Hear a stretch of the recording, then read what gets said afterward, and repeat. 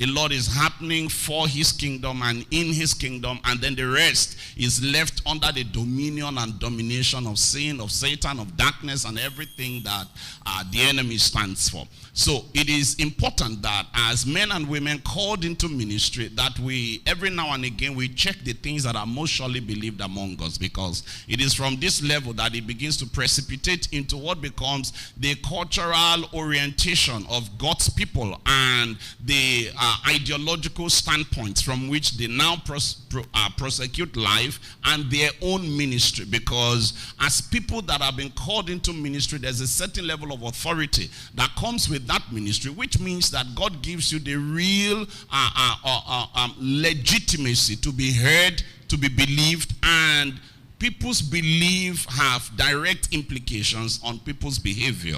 What you believe affects how you behave, all right? Or at least it should, if it's a true belief. Every true belief should have implications for behavior.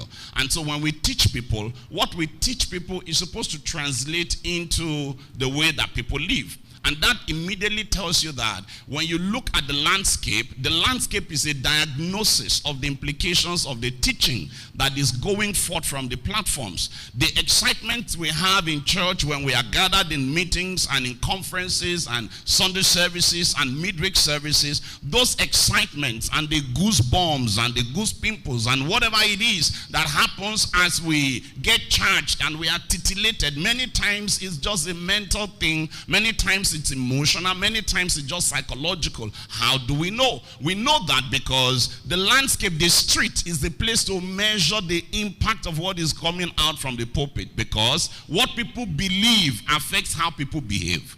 So no matter what it is that people are saying with their mouth and whatever it is that we are singing and shouting and screaming and all of the memes that we can throw out there, in the end, the way that the people that have listened to us, the way that they behave on the streets, in the marketplaces, is the true test of the implication, or the true test of the impact, of the power, of the authority, of the authenticity of the ministry that we have done. So while it is important that we give attendance to the things that we teach, it's also very important that we know that one of the ways to measure the impact of your teaching is not simply what happens while you are teaching. Actually, the real test of ministry is what happens after the minister is done ministering. It is consequence that actually determines impact.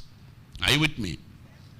The implication of that, however, is this: that if our teaching is wrong, then there's no chance that behavior can be right. All right?